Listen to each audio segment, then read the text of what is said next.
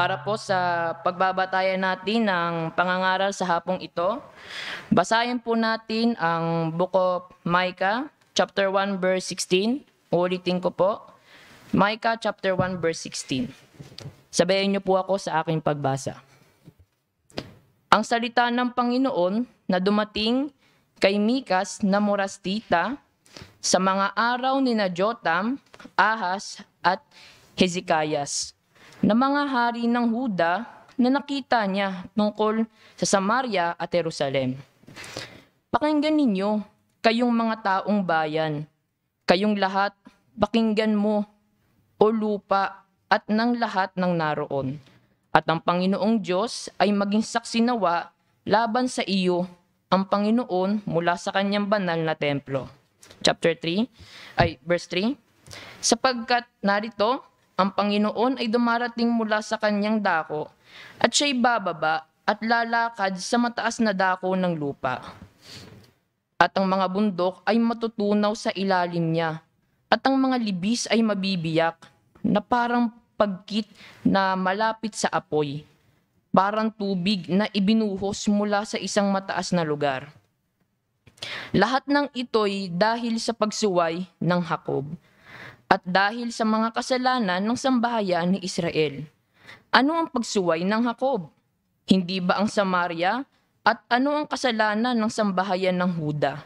Hindi ba ang Jerusalem?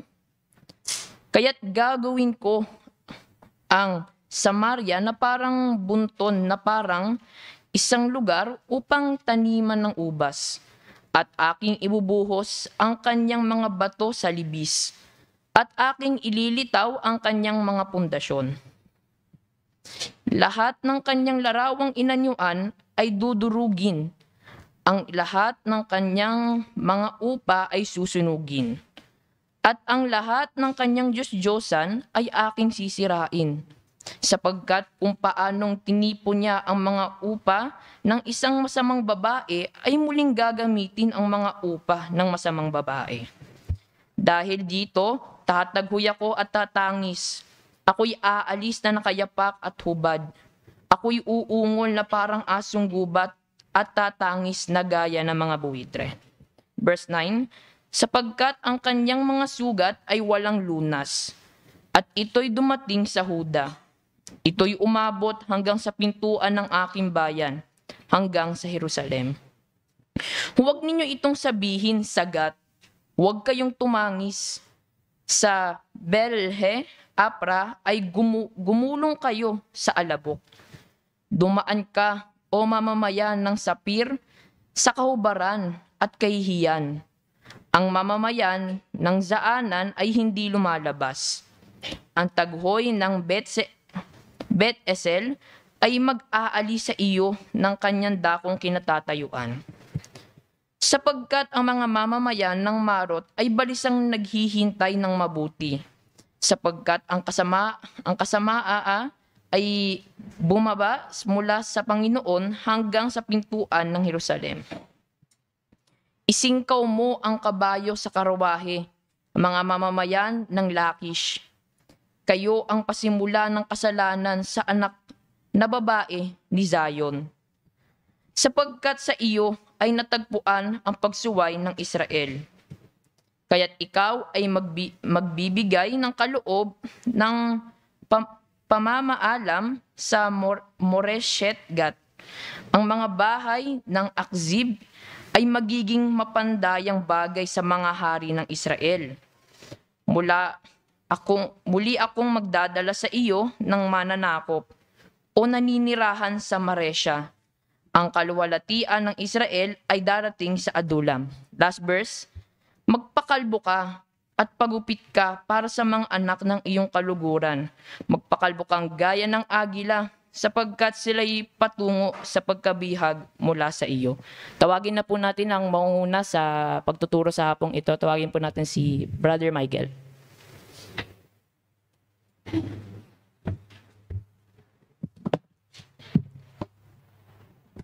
Rin salamat sa malinaw na pagbabasa ng aklat ni Micah. Mga kapatid, uunahan ko na po kayo.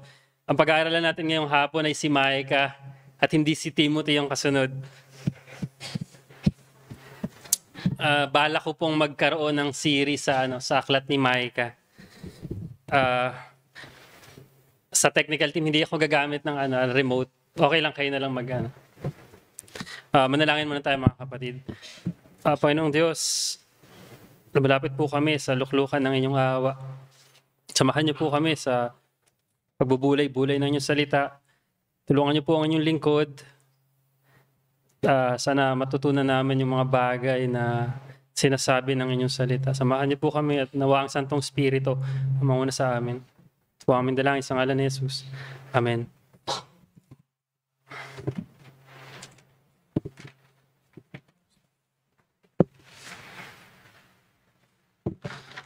Nag-search po ako sa internet.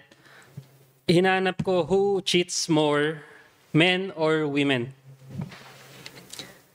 Sabi po ng internet, sa US po tong survey na ginawa na to. The Institute for Family Studies or yung IFS surveyed men and women from 2010 to 2016 who were either married or had been married before. According to the General Social Survey, men are more likely to cheat than women, with 20% of men and 13% of women reporting having sex with someone other than their partner while still married. So, tinignan ko ano yung factor, bakit merong cheating na nangyayari. 5 bagay po yung sinabi ng internet. Una, lack of communication. Financial pressure, number 2. Number 3, low compatibility. Number 4, emotional and physical disconnect. And number 5, lack of respect. Yan po yung 5 bagay na pangunahing factor for marital infidelity.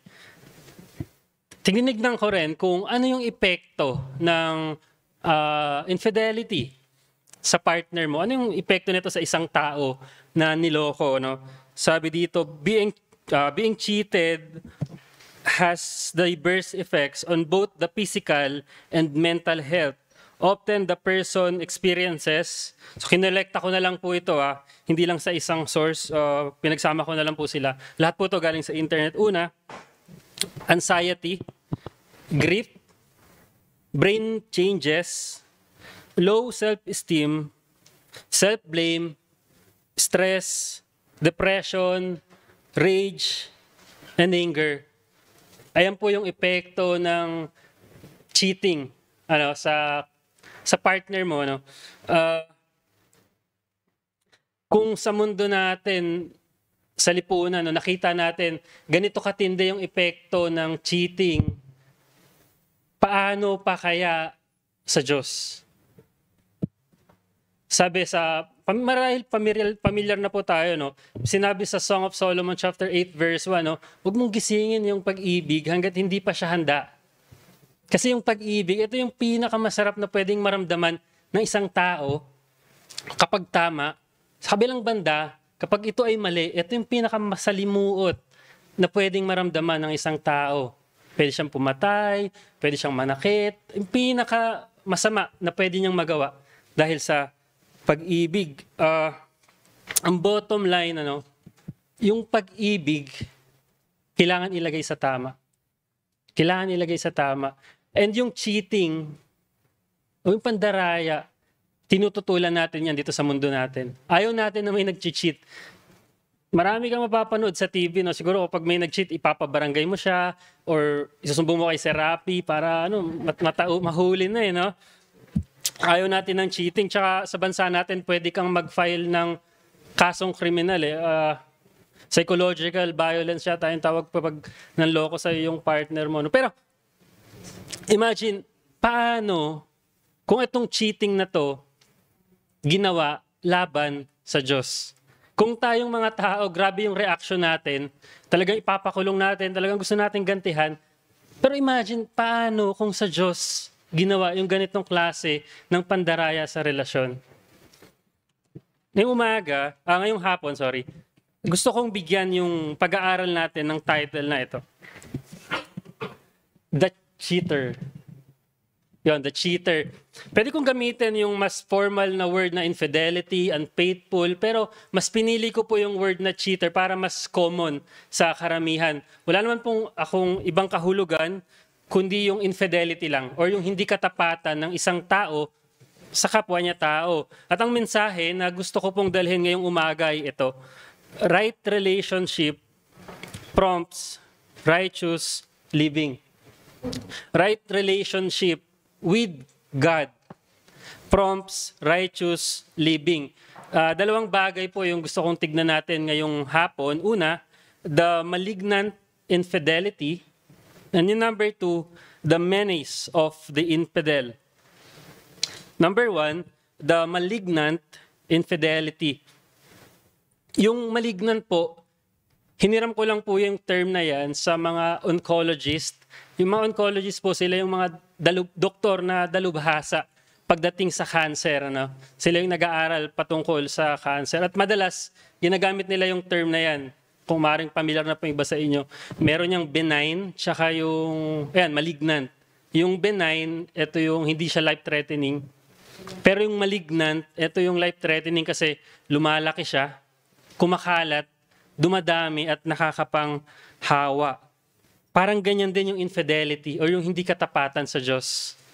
Ito ay nanganganak ng iba't ibang mga kasalanan. Mapapatunayan natin yan or makikita natin yan maya-maya lamang sa pag-aaral natin na aklat ni Micah. Sa buong kabuuan, Micah chapter 1, verses 1 to 16. So, we can see from this narrative that the problem is not merely about idolatry, but also some corresponding sins that it produced. This afternoon, we are going to look at 4 particular sins that the idolatry generated. Number 1, prostitution. Number 2, preschooler sacrifice. Sa preschooler sacrifice, kinokontra yan ng asawa ko eh.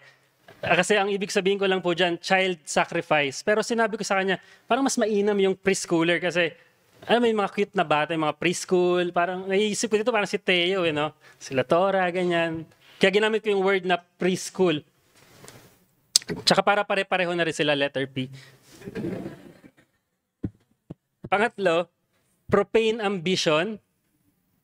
And number 4, promotion of idol worship. 4 na bagay po. Unang-una, prostitution. May kita natin sa Micah chapter 1, verse 7, ang mga salitang ito. Verse 7, all her carved images shall be beaten to pieces, all her wages shall be burned with fire, and all her idols I will lay waste. For from the pee of a prostitute she gathered them, and for the pee of a prostitute they shall return. Kung mapapansin niyo po diyan, yung mga salitang, yung carved images and all her idols, yung mga larawang inanyuan, at saka yung kanyang mga Diyos-Diyosan. Lahat yon sinabi ay wawasakin. Lahat yon ay sisirain at dudurugin. Saan niya nakuha yung budget or yung pondo para magawa ang lahat ng mga idols and carved images? Sinabi diyan sa huling bahagi, for from the pee of a prostitute, she gathered them. Yung bayad sa mga prostitute, ayun yung ginamit nilang pondo para mag-build ng mga Diyos-Diyosan, ng mga idolo at ng mga larawang inanyuan. Alam niyo po, mga kapatid, mga kaibigan, common practice sa lumang panahon, particularly sa bansa na nakapalibot sa Israel, sa Assyria, sa Babylon, at sa iba pa, yung pagsamba sa Diyos-Diyosan. At ang budget galing sa prostitution. Kung kilala niyo po si Herodotus, tinawag siyang father of history, isa siyang Greek historian, siya mismo yung nagpatotoo sa ganitong practice ng mga Babylonians. Sabi niya, ang isang babae na kabilang sa sambahayan ng mga sumasamba sa Diyos-Diyosan, once in her life, dadalhin siya sa templo, susuotan siya ng korona, mananatili siya doon hanggat walang isang stranger na nagbabayad sa kanya para siya isipingan. Mananatili siya doon. Hindi siya aalis. At kapag may nagbayad na sa kanya, meron nang kumuha sa kanyang lalaki para siya ay bilihin, hindi niya pwede tanggihan yung bayad. Kasi yung bayad na yon, ibibigay niya yun sa templo. So babayaran siya ngayon, kukunin yung bayad at makakaalis na siya. Isang beses lang naman, once in her life na lang, yung ganong practice. Tapos, yung pera na yun, iaalay niya yun sa Diyos-Diyosan. This kind of pagan practice infiltrates the nation of God. They adopted this sort of thing, allowing it to take place in their cities, thus debauching their women for the sake of advancing their pagan religion. Very unthinkable, ano? Hindi ko lubos maisip at hindi ko lubos matanggap paanong yung isang lalaki, isang tao, dadalhin niya doon yung anak niyang babae, yung kanyang kapatid na babae, or yung kaibigang babae para maging prostitute doon sa templo at para bilhin siya ng iba't ibang lalaki for the sake of so-called worship. Ang unthinkable, ang hirap sikmurahin ng ganitong practice. This is one of the clear marks of false religion. When there are prostitution, sexual activities, illicit relationships, and all other things, when these are happening in the assembly, do not wait any further. You must run away from this convocation. Kapag may prostitusyon, mga gawaing mahalay, mga bawal na relasyon, at lahat ng iba pang bagay na katulad nito, kapag nangyayari yan sa loob ng kapulungan, huwag ka nang maghintay pa, kailangan mo nang umalis. At ito yung practice na niyakap ng mga Israelita. Ito yung practice na niyakap ng mga Israelita. Prostitution. Secondly, preschooler sacrifice. By the way, we will make our preaching this afternoon a little more comprehensive. We will jump from time to time from the book of history, particularly the books of Kings and Chronicles, and we'll also touch one book of history, sa Leviticus. Moving on, as we can read from verse 1 ng book of Micah, verse 1, the word of the Lord that came to Micah of Moresheth in the days of Jotham, Ahaz, and Hezekiah, king of Judah, which he saw concerning Samaria and Jerusalem. Batay dito, no, it was clearly stated in this verse that Micah ministered to the southern tribe under the reign of King Jotham, Ahaz, and Hezekiah. Probably on the latter part of the rule of King Jotham and until the beginning or in the middle of the rule of King Hezekiah. For this reason, he spent a significant amount of time under the kingship of King Ahaz. Well, sino ba si Ahaz? Sino ba si King Ahaz?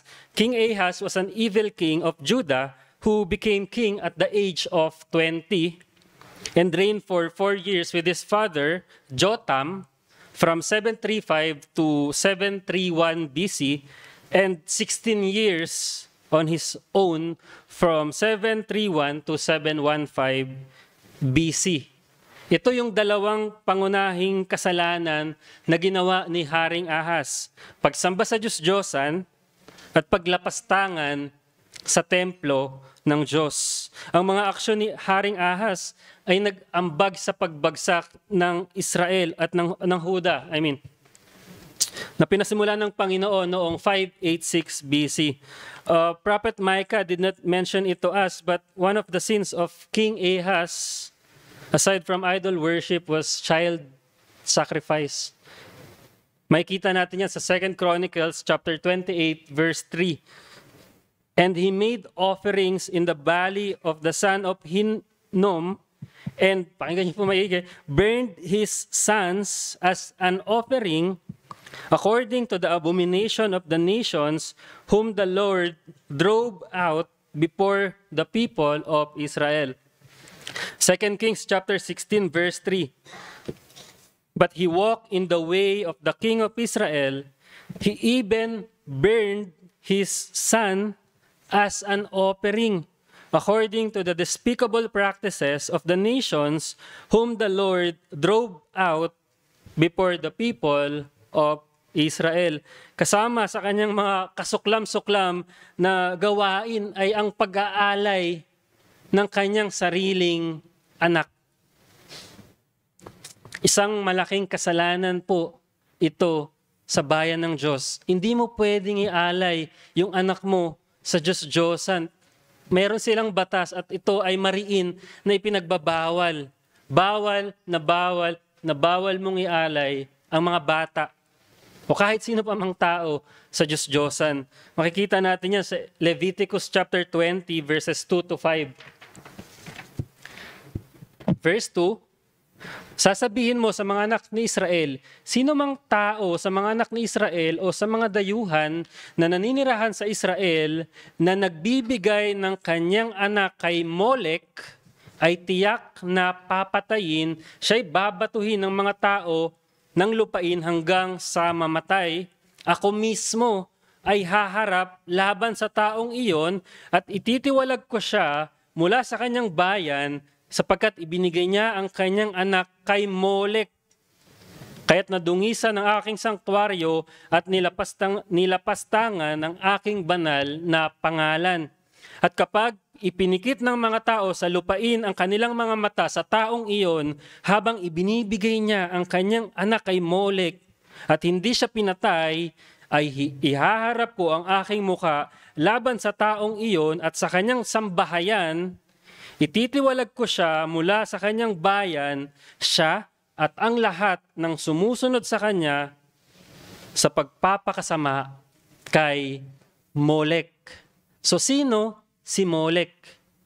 Si Molek po ay Diyos-Diyosan ng mga Amonita. No? Yung mga Israelita, dumating sila sa Kanaan, andun na si Molek. Si Molek na yung sinasambang Diyos ng mga Kananita at ng mga Amonita. Si Molek po ay yari sa bronze at tinatawag din siya bilang isang tagapagtanggol na ama. Meron siyang nakaunat na mga braso. Hindi ko alam kung paano, kung nakaganyan or nakaganyan. Siguro isipin na natin nakaganyan yung braso ni Molek. Tapos yung bata ilalagay sa kamay ni Molek at yung ilalim papainitin hanggang sa mainitan at hanggang mamatay yung bata. Ganong kasama yung etong si Diyos-Diyosan nilang si Molek. At bago pa ialay kay Molek yung bata, papadaanin muna siya sa apoy. Parang bautismo, may apoy, tapos yung bata ipapadaan doon. Tapos pagkatapos nun, iaalay na yung bata, susunugin. Mariin na pinagbabawal yon ng Diyos. Bawal na bawal ialay ang mga bata. Hindi ka pwedeng mag-alay ng buhay para worship. Ganito yung katangian ng mga Diyos-Diyosan. Walang paggalang sa buhay ng tao. Walang paggalang sa mga nilikha. Bakit? Dahil wala silang paggalang sa kung sino ang lumikha. Wala silang paggalang sa Diyos na nagbigay ng buhay sa tao. Kaya ganun-ganun na lamang, parang walang sikmura na patayin nila yung mga kitilin yung buhay ng tao. Yan ang pagsamba sa Diyos-Diyosan. Pangatlo, profane ambition. Another sin of King Ahaz, although hindi binanggit sa atin ni Propeta Micah, pero makikita natin sa historical background, yung tinatawag ko dito na profane ambition ng Haring Ahaz or yung kanyang lapastangang hangarin o ambisyon. Makikita natin sa 2 Chronicles chapter 28 verse 24. And Ahaz gathered together the vessels of the house of God and cut in pieces the vessels of the house of God, and he shut up the doors of the house of the Lord, and he made himself altars in every corner of Jerusalem. Grabe, no? Yung mga kagamitan, yung templo ng Diyos, di ba? Yung mga kagamitan sa loob nun, ang ginawa nitong si Haring Ahaz, kinat niya sa pieces or pinagputol-putol niya. hindi man alam kung ano tumatakbo sa isip niya, no? Sinira niya yung mga kagamitan sa loob ng templo at bukod doon, isinarado niya yung pintuan ng templo. Bawal na pumasok sa templo. Paano makakapagsamba yung mga tao? Sinarado niya eh. Diba? Ganyan yung pag-iisip ng mga taong malayo sa Panginoon eh. Pipigilan at pipigilan niya na yung mga tao ng Diyos makita na sila ay sumasamba. Ayaw niya makita yun, gagawa siya ng paraan para mapigilan yung pagsamba sa Diyos. Galit siya sa paniniwala ng mga sumasamba sa Diyos. Ayaw niya silang makita sa loob ng church. Yan yung mga tao na malayo sa Panginoon. Parang nandadamay pa eh. Sinarado niya yung pintuan ng templo. And lastly, promotion of idol worship. Makikita natin ang story na yan sa 2 Kings chapter 16. Itong masamang hari na si Haring Ahas, meron siyang kalaban na dalawang hari. No? Itong dalawang haring to, na kalaban ni Haring Ahas, gusto siyang kubkubin. Gustong i-conquer yung kanilang lupain. Ang dalawang haring to ay ang hari ng Aram at ang hari ng Israel. Si Haring Rezin at si Haring Peka. So nagsanib tong dalawang haring to, nagsanib puwersa sila, nilabanan si Haring Ahas, na napabagsak naman nila, no? Na nakuha nila yung ibang kagamitan, pero hindi nila lubos na matalo si Haring Ahas. Siguro under na rin sa protection ng Panginoon. Ang ginawa ni Haring Ahas, humingi siya ng tulong sa hari ng Assyria na si Tiglath-Pileser. So si Tiglath-Pileser, dahil din sa binayad ni Haring Ahas, no? Kasi yung gamit sa templo ng Diyos, mga ginto, pilak, kinuha ni Haring Ahas, binigay niya kay Tiglath-Pileser na hari ng Assyria para ipaglaban siya sa dalawang hari na lumalaban sa kanya. So nagpatuloy ang kwento, nanalo si Tiglath-Pileser. Napatay niya yung hari ng Aram na si Haring Rezin at natalo niya yung hari ng Huda na si Haring Peka. At doon sa digmaan sa Damascus, pumunta si Haring Ahas para i-congratulate itong si Tiglath-Pileser. At doon sa lugar ng Damascus, nakakita si Haring Ahas ng Diyos-Diyosan na isang larawang inanyuan. Ang ginawa na itong si Haring Ahas, siguro dahil naging mahalaga sa kanya yung lugar ng Damascus, kasi doon nanalo si Tiglath-Pileser, napabagsak yung dalawa niyang kalaban eh. Pinakopya niya ngayon, kinuha niya yung blueprint, no? Pinadala niya sa Israel, sa Juda, at pinakopya niya sa kanyang pari. Makikita natin yan sa 2 Kings chapter 16, verse 11. Verse 11, and Uriah the priest built the altar in accordance with all that King Ahaz had sent from Damascus. So Uriah the priest made it before King Ahaz arrived from Damascus. So si Urias na pari, sinunod niya yung utos ni Haring Ahas. Tinayo niya yung Diyos-Diyosan na kagaya ng sa Damascus. At natapos na yon bago bumalik si Haring Ahas sa Judah. And upon his return, King Ahaz made sacrifices on the altar to the gods of Damascus. He moved the altar of the Lord and offered all the sacrifices on the new altar. He promoted the worship of another idol which he got from Damascus while laying aside the worship of the true God. Psalm 115 verses 4 to 8. Their idols are silver and gold, the work of human hands. They have mouths, but do not speak, eyes, but do not see. They have ears, but do not hear, noses, but do not smell. They have hands, but do not feel, feet, but do not walk, and they do not make a sound in their throat.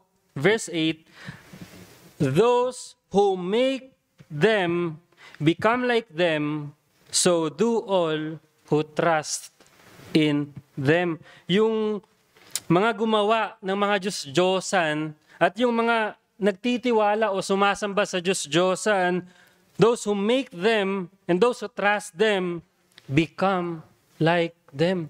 Nagiging kagaya sila nung Diyos-Diyosan na sinasamba nila. May isang commentator po ang nagsabi, no?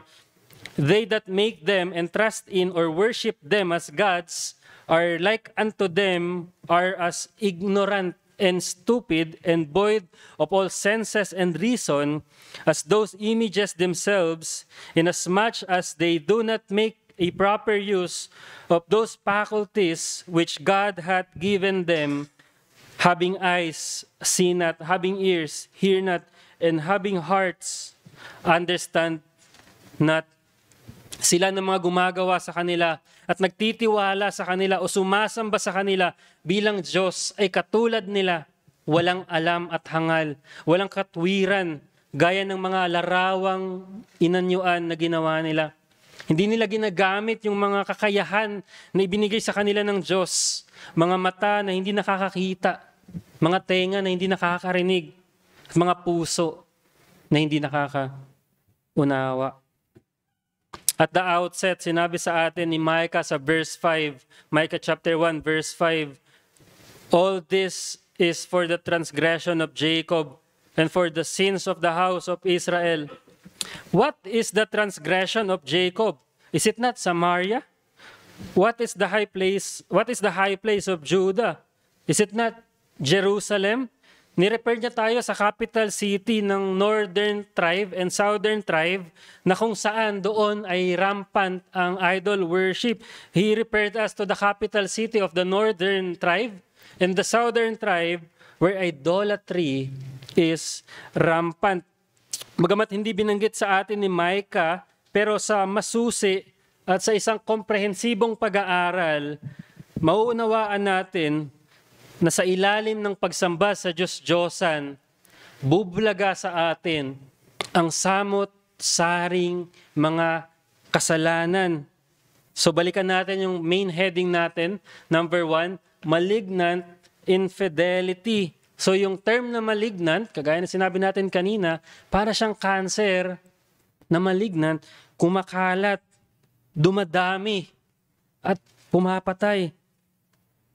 Ang hindi natin pagiging tapat sa Diyos ay nagbubunga ng maraming pagsuway.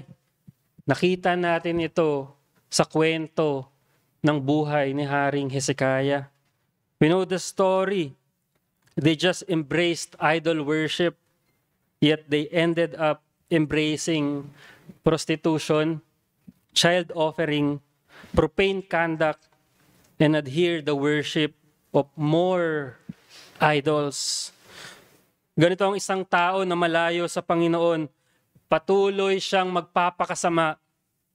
Hindi nagpa-function yung mga senses na binigay sa kanya ng Panginoon eh. This is the reason why our world continues to deteriorate because of its broken relationship and separation from the Lord. Modern na tayo ngayon eh. Hindi na tayo basta-basta sumasamba sa Diyos-Diyosan na inanyuan eh.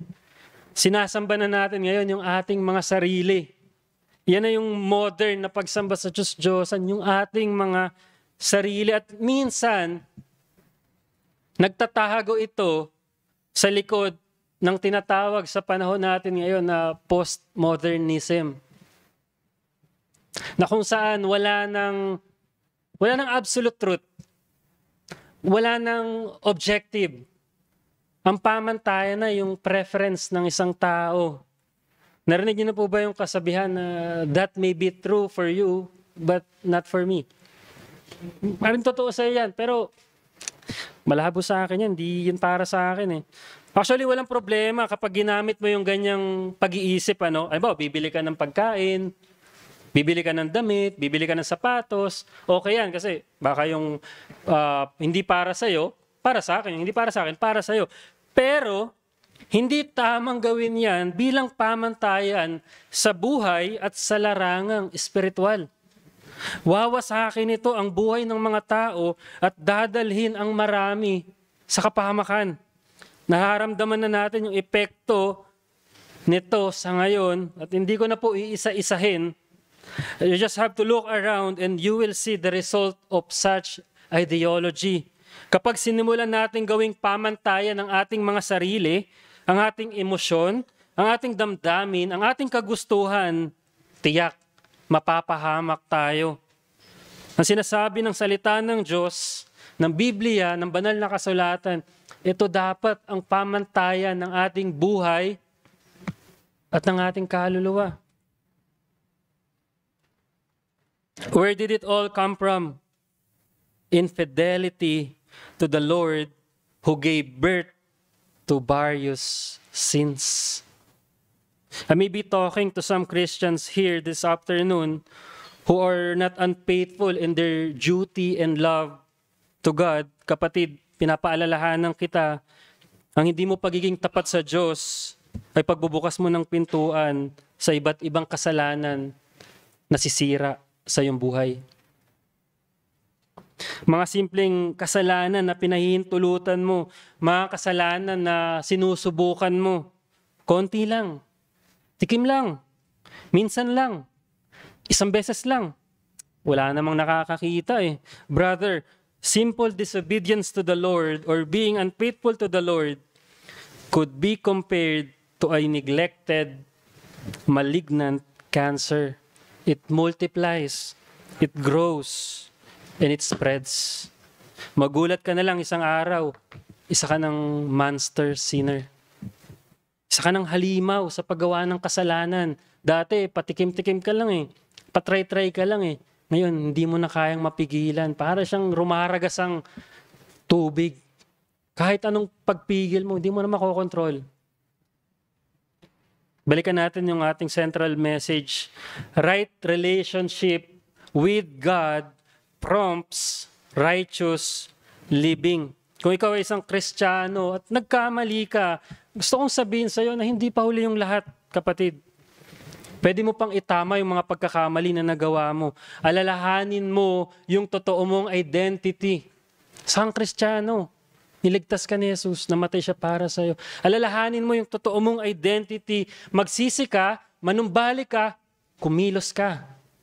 Kumilos ka kasi madalas nagsisisi, nanunumbalik pero hindi kumikilos eh. Kailangan mong kumilos, kailangan mong gumawa ng paraan. Kailangan mong talikuran yung kasalanan mo. On the other hand, there may be some people here this afternoon who don't have a right relationship with Jesus yet. Friend, listen. Your life may look just fine. You don't do anything that you think is wrong. But at the end of the day, that still cannot be called a righteous life. Kailangan mo munang itama ang relationship mo sa Panginoon. Kailangan mo munang magkaroon ng right relationship kay Lord. Nang sa gayon, may dideklara kang righteous at makapamumuhay ka ng righteous life. You must first have a right relationship with the Lord so that you could be declared righteous. Then, and only then, you can live a righteous life. Before we proceed to the other half of our preaching, let us settle this in our minds that we are not teaching about sinless life, perfect life, or some may call it as sinless perfection.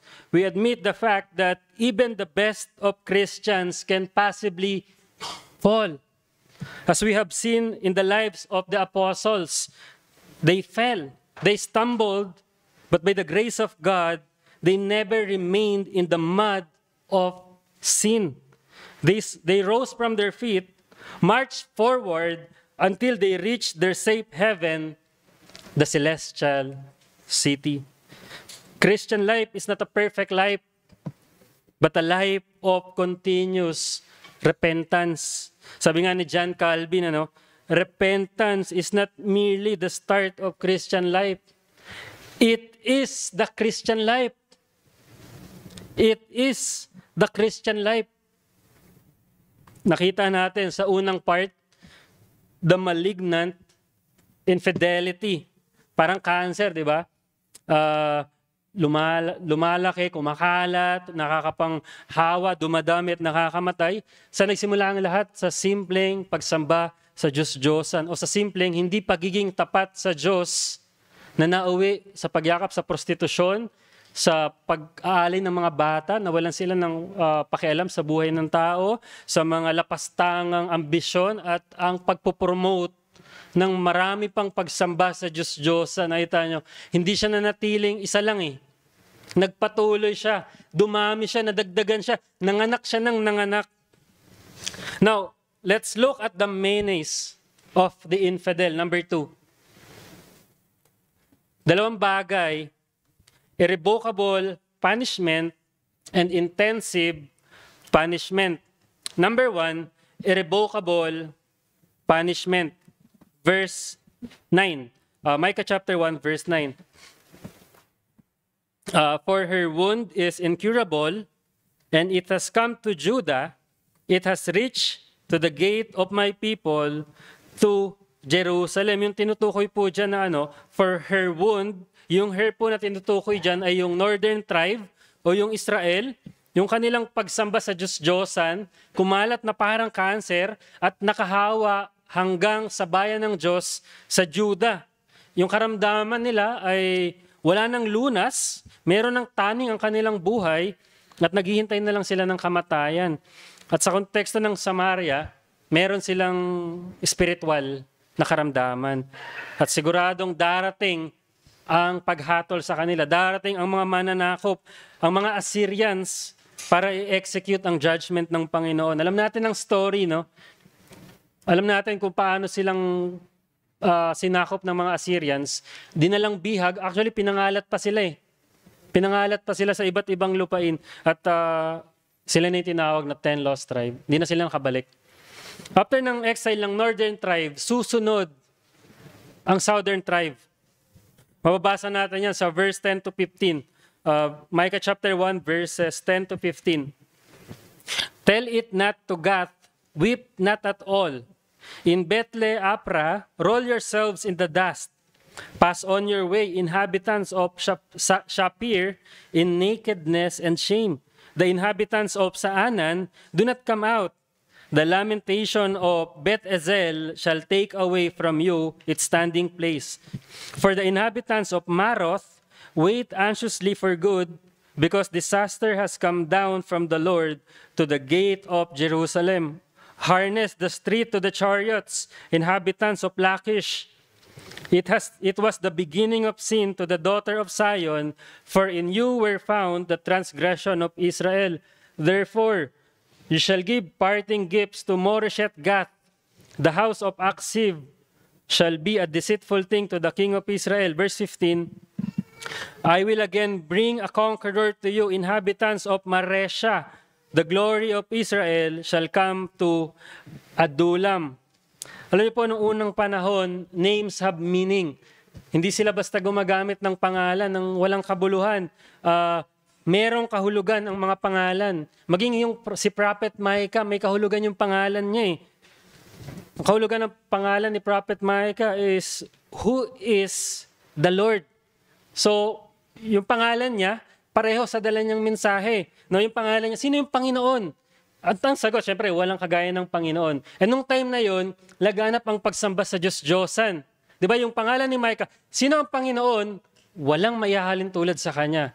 So, ang pangalan, nung unang panahon, ay merong kahulugan. Hindi sila basta-basta nagpapangalan. Sa panahon natin ngayon, parang wala nang nagpapangalan lang tayo base sa kung anong gusto natin, kung anong maganda. Jerwin, anong pangalan? Jerwin. Ano kaya kahulugan? Wewen, Robert, Beth, walang kahulugan. Hindi ko lang alam sa mga magulang nila. No? Pero yun nga, nung unang panahon, bawat pangalan ay may kahulugan. No? Yung Laguna, yung bayan natin dito sa Laguna, no?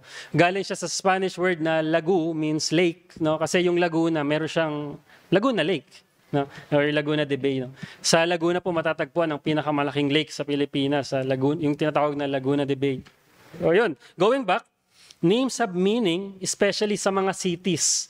Especially sa mga cities. Kung mapapansin nyo, yung binasa natin, puro pangalan ng cities. Sabi ng isang commentator, names are treated as omens, which once observed, hunt the localities until they are fulfilled.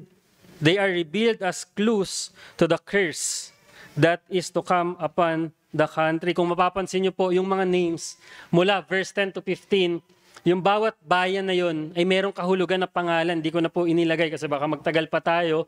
Pero bawat bayan nila may kahulugan. No? At yung kahulugan na yon, hahabulin sila nun hanggang matupad yung kahulugan nun. No? Para siyang omen, sabi ng commentator. Para siyang palatandaan.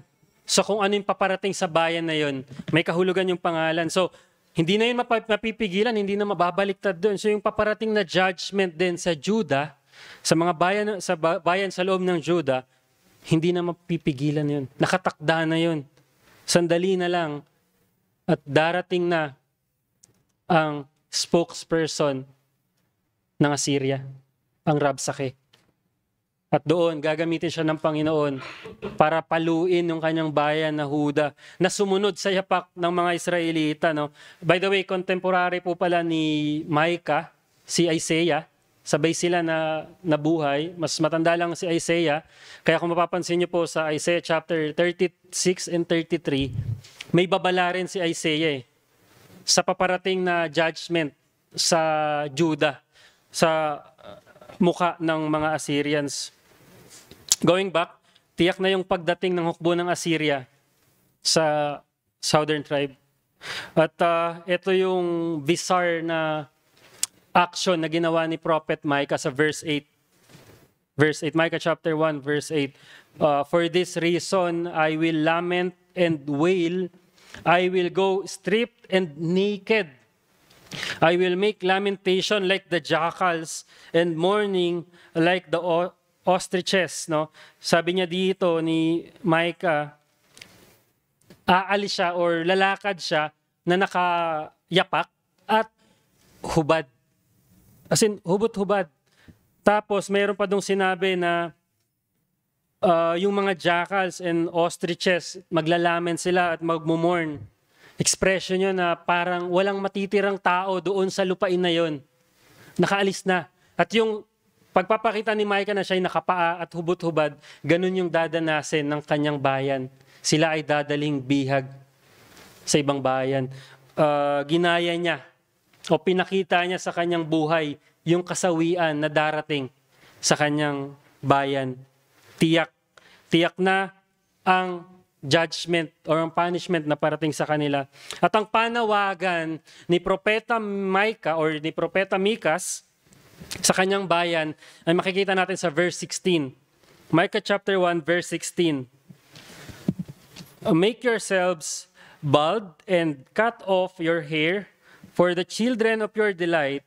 Make yourselves as bald as the eagle, for they shall go from you into exile. Ang sabi, magpakalbo, magpagupit, magpakalbong kagaya ng agila. Yung pagpapakalbo po o yung pag-aahit nila ng buhok, ano po ito expression po nila ito ng pagluluksa ng matinding frustration, disappointment. Ginagawa nila yun, nag-aahit sila ng ulo. Kung maalala niyo po sa pag-aaral natin sa Joel, may expression din sila doon na nagpupunit sila ng damit. Ganon din po yung pag-aahit nila ng buhok. Kagaya rin ng pagpupunit ng damit, parang wasak na wasak, sawing-sawi. At yung pagluluksa nila sa panlabas na parang na walang buhok ay magko-conform sa kanilang inner feeling, sa panloob, na nagpapakita na sila ay nagsisisi. Sila ay nagsisisi. Mga kapatid, maraming bagay yung hindi natin tiyak sa mundo. Maraming bagay yung hindi natin alam. May mga dumarating, may mga nadadagdag, may mga bagong inventions, may mga nababawasan. Iba-iba Pero merong dalawang bagay na constant sa mundo. At hindi na yun mare-reverse. Hindi na yun mababaliktad. Dalawang bagay. Mula pa noon hanggang ngayon, mananatili yun. At hindi yun mababago. Sinabi sa atin ng Hebrews chapter 9, verse 23. And just as it is appointed for man to die once, and after that comes judgment. Dalawang bagay. Kamatayan at paghukom. Paghatol. Death and judgment. Magkasama yan. Hindi yan nagbabago. Mula pa noon na yung mga taong namatay, diretsong umaharap sa hukuman ng Diyos. Merong nakaambang hukom. Merong irrevocable na punishment na naghihintay sa atin. Ito ang irrevocable destiny ng bawat isa sa atin. Tayo ay haharap sa irrevocable judgment. Hindi na yun mababago. At isa lang ang solusyon na sinasabi ng banal na salita ng Diyos. Magpakalbo ka. Magpagupit ka. I-humble mo yung sarili mo. Humble surrender. Ipakita mo yung kasawian. Ipakita mo na nagsisisi ka. Magsisi ka manampalataya sa Diyos. An expression ng kapakumbabaan. Another thing, we saw the irrevocable judgment coming. Now, let's look at the severity of the coming judgment. Now, second point, intensive punishment. The title, yung intensive punishment will give us a hint of how serious the coming judgment will be. May kita natin yung mga salita na ginamit ni Prophet Micah sa verse 2b hanggang verse 4. Micah chapter 1, verse 2b hanggang 4. Verse 2, "Hear you peoples, all of you, pay attention, O earth, and all that is in it, and let the Lord God be a witness against you, the Lord from his holy temple."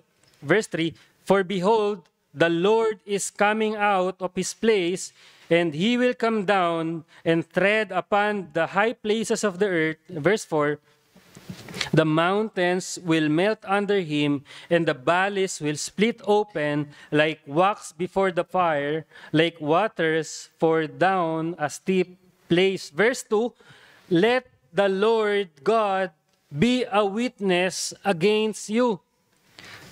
Si Lord mismo yung magiging witness sa mga kasalanan na nagawa natin or sa mga kasalanang nagawa nila. Ang Diyos mismo ang magiging saksi. Pangalawa, sa verse 3, si Lord mismo ang bababa para maglapat ng parusa. "For the Lord," verse 3, "is coming out of his place." Ang Panginoon ay dumarating. Siya mismo yung darating.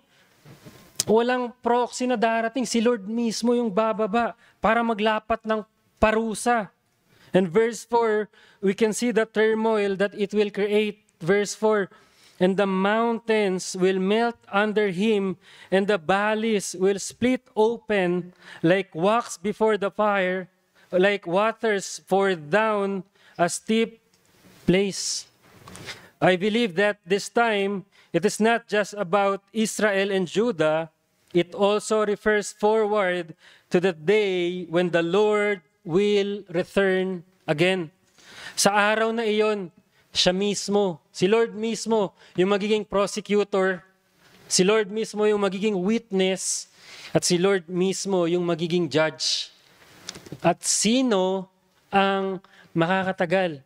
Sino sa atin ang makakatagal kung si Lord yung prosecutor, si Lord yung witness, at si Lord yung judge? We have been proven with enough proofs and evidence that we have been unfaithful to our Master.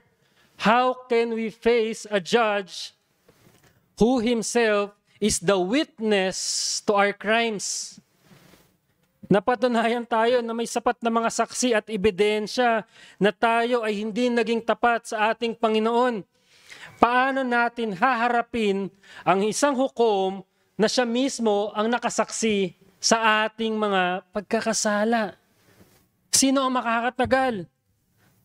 Maliban na meron tayong tagapagtanggol, hindi tayo makakatagal.